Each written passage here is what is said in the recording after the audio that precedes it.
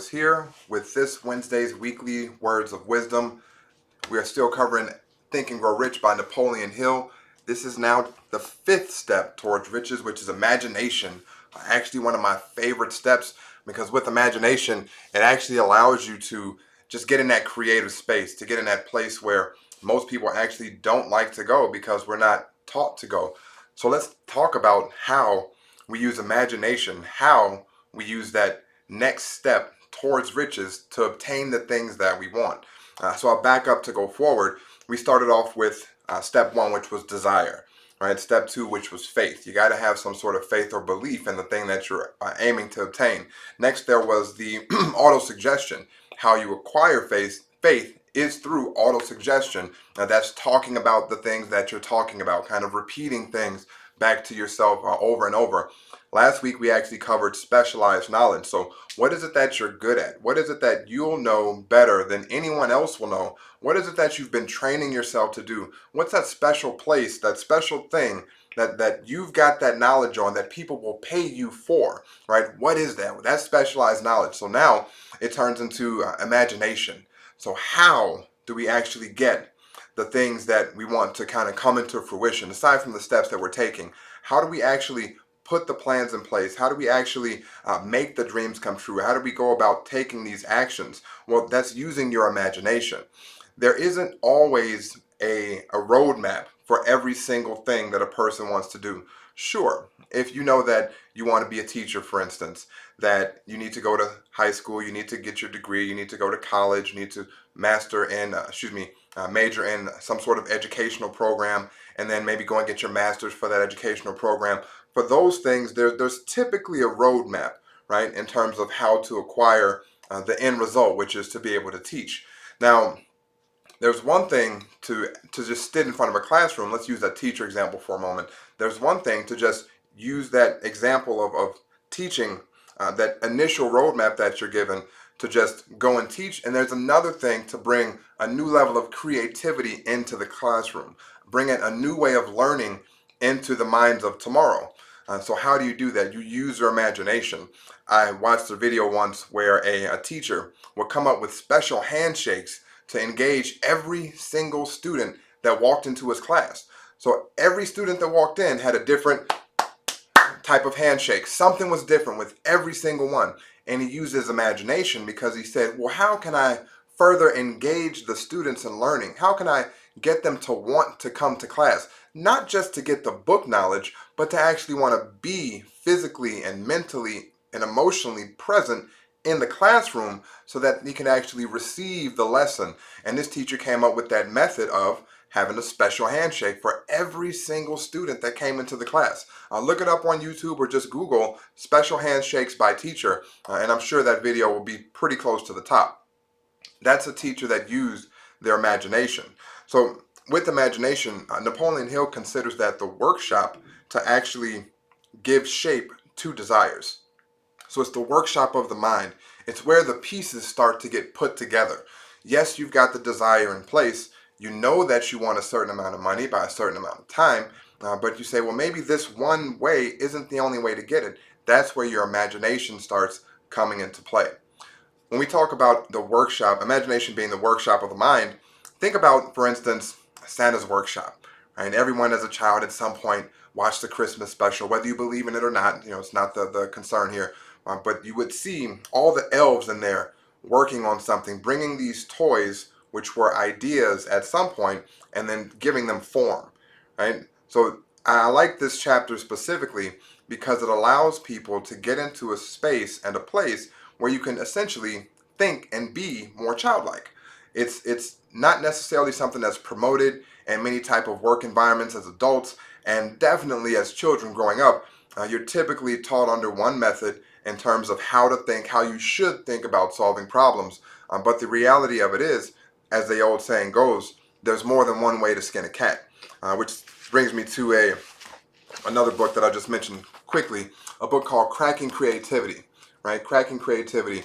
If you have not read it, I can actually send a digital copy of it, a sample copy, if you will, for sake of not wanting to do any sort of infringement or anything like that. But it's an excellent book that gives different methods of being able to break into the mind and open up and unlock those creative resources that we all have, but we have yet to essentially be taught how to use, and having that usage promoted and praised such that it becomes a habit, right? So you think about how you think, and you'll think in a certain way for so long that that's the only way that it's done, such that anything else that comes in and interrupts or distracts that way of thinking that you've previously used is almost like taboo. It's almost like something that is wrong right off the bat. But essentially what we're doing is looking at it through a lens, right? And that lens says that, well, this is the only way that it can be done, and it can't be done any other way.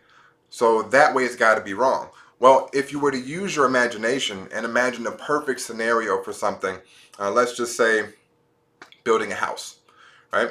Now, does that house have to just have four walls, or can it have five? Well, to the person that initially may have started building houses, that saw that houses were always built this way, that may have learned in a particular school of architecture that this is the way that houses are built: four sides, flat roof, or pitched roof, right? That's it. Then you have somebody that comes along and says, hey, I think that they can be a little different. I think a fifth wall might bring another dimension to the home, another bit of character to the home. Somebody came up with a pentagon shape, right? Somebody came up with a spiral staircase. Someone came up with having glass roofs and retractable walls. All of these things were ideas in someone's imagination before they ever became installations into the homes of the rich and famous, if you will. If you've never seen Homes of the Rich and Famous, I urge you to take a look. Google, Instagram, YouTube, whatever you have to do, but take a look at these things to see just how, at least in an architectural sense, people have let their minds and imaginations go wild in terms of just what types of places and surroundings they can put themselves in. Now, whatever it took for them to get there also was the product of their imagination. So if you're not using this tool called imagination, you're missing the boat at this point. You've got to think bigger, right? You've got to think more broadly. You've got to be able to think in a more interconnected way of how things can work for you. And one of the tools that you can use is something called mind mapping. I'll just show a quick picture of it. If you can see, it's the idea of taking things and drawing them out and just having little diagrams off of it, right? That's mind mapping. A really interesting tool that, again, comes out of this Cracking Creativity book, where you can email me and I can send you a sample of it, where it actually helped me. It's one of the tools that I've used to help me to think more creatively. So with imagination, there are a couple of forms. There's one that's synthetic, right? And that's where you're just taking old things and just trying to find new configurations for them. A different example of that would be using an old chair that was broken down and turning it into a candle stand, right? Maybe by flipping it on the bottom and putting candles on each one of the four legs. And that's kind of repurposing. That's a synthetic form of imagination. Excuse me. The other form of imagination is what's considered a creative form of imagination. So now we're not talking about candlesticks just putting them on a chair. We're talking about floating candles in the air. Right, now, how it could happen, I don't know. It's just something that popped into the imagination. So if you get an idea and make a floating candle, by all means, just cut me a small percent. But that idea of creative imagination is where you essentially get that hunch. Right, there's an idea that you have. There's something that you want to acquire or obtain. You don't necessarily know how you'll do it, but you get that hunch to say, hey, maybe this is it. A great movie called The Secret. Some of you might have seen it, by Rhonda Byrne. It's also a multi-million copy selling book all around the world, multiple languages, where in that book there's a story of a gentleman named Jack Canfield, I believe. And Jack says, well, I want to make $1 million. And at the time he was an author, right? So, he wants to sell $100,000 to the first part of the story. He wants to make $100,000. Well, he had this book, this little book that he wrote, and he said, well, if I sell X amount of copies of this book at this particular amount, then this would be a great way to sell the book. And he said, well, how could I sell it? And all of a sudden it hit him. Boom, he sees a copy of the National Enquirer. Realizing that people purchase this National Enquirer magazine on a repetitious basis, they purchase them by the droves. People just want to see, even though it's a gossip magazine, they want to see what's going on. And when he saw that book, he thought, I can get X amount of people to actually, if they were to read something that I wrote in here, they would go and purchase the book. So some time went by, and he kind of, tried to make some contacts in there, and nothing really panned out. Well, all of a sudden, just a few weeks later, he goes to an event, and at this event, he bumps into someone, and surely enough, they say, well, they're a freelance writer after seeing him speak. And they wanted to learn some more about him. Young lady comes up to him and says, well, she's a freelance writer, but she sells most of her work to, guess where? The National Enquirer, right? That's where he had a desire to have this writing come through the National Enquirer, and it ended up getting inside that book because he had a strong amount of faith, right? He let himself know that this is what and how that I want to do, and surely enough, the forces that be brought that directly into his life. So if that wasn't just one of the better examples of seeing how you can take that creative faculty of how to get yourself, how to get your words, how to get your ideas out there, and have it actually happen, I don't know what is. Again, that's within the movie The Secret. So that's another form of creative imagination, but that only comes about when your desire is strong. You can't have a weak desire. You can't, maybe I just want to do this. Maybe I want to do that. There can't be any maybes. It has to be a definite, right? This is what I want to do, and that's it. This is where I want to go, and that's it. This is the desired result that I want to have, and that's it. Reminds me of a motivational video I saw with Will Smith. He says that with this video, excuse me, on this video, Will Smith says that when he gets on the treadmill, one of two things are going to happen, right? If he's with somebody else on the treadmill, kind of running side by side, he said one of two things are going to happen when we get on this treadmill. Either you're going to get off first, or I'm going to die. It's really that simple, right? So he had a commitment made up in his mind. And if you ever notice that a lot of the movies that Will Smith has appeared in, he's been running, right? Think about MIB, think about Enemy of the State, right? Will Smith can run if he can do nothing else. Well, how does he train to run so well? He made it up in his mind that when he gets on that treadmill, especially in a competitive sense, that either that person's going to get off first, in other words, they'll lose and he'll win, or he's going to die, right? That's that type of commitment. That's that type of desire that's a definite, that brings about the creative faculties of the mind, whereby you can actually use the imagination that's been given to you, right? We most of the time will stifle ourselves by just looking at how another person's doing it and thinking that that's the way. Well, you have all sorts of ways inside of you that have yet to be utilized or even invented or thought about, but you like to just look at other people and say, well, if that's working for them, or if that's not working for them, then that must be the way to do it or not do it. I challenge you, I challenge you, I challenge you. Whatever it is that you endeavor upon at this point, whatever it is that your goals, your dreams, whatever it is that you want to have, do, or be, take that, write it down, right? So this is the what to do now.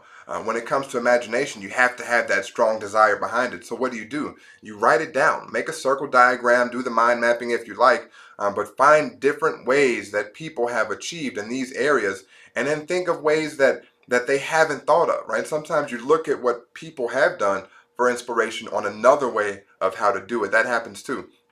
But don't just take the way that someone has done it as the only way that it can be done. There's more than one way to skin a cat.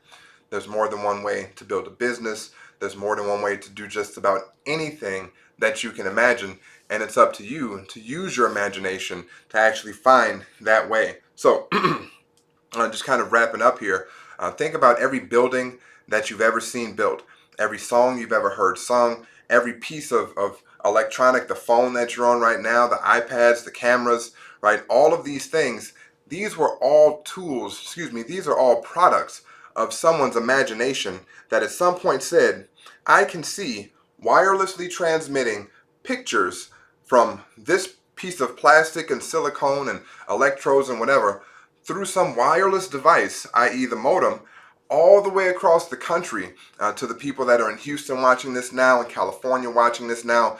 These were products of someone's imagination. And if you don't get just how much of an amazing thing that is, then I don't know, I got to check your pulse or something. But that's absolutely fascinating. So take that same degree of desire to see something come into fruition. Take that same degree of desire to have, do, or again, be whatever it is that you want, and use your imagination until it's done, until you find the way that's going to work for you. Because again, every way may not be for everybody, but everybody can absolutely find a way. So again, this has been Wednesday's weekly words of wisdom. This was this was the fifth step towards riches of Napoleon Hill's Think and Grow Rich. My take on it, which is act and grow rich. And again, for this week, take the time, imagine how it is you want to be, where it is you want to go, what it is that you want to do, and put it on paper, read it aloud twice daily, mix it with faith through auto-suggestion, and don't stop until it's absolutely done. Ladies and gentlemen, it's been an absolute pleasure. Enjoy the rest of your evening, your weeks, and make it a great day. Remember to like, comment, share, and subscribe this video, and I'll talk to you soon. Take care.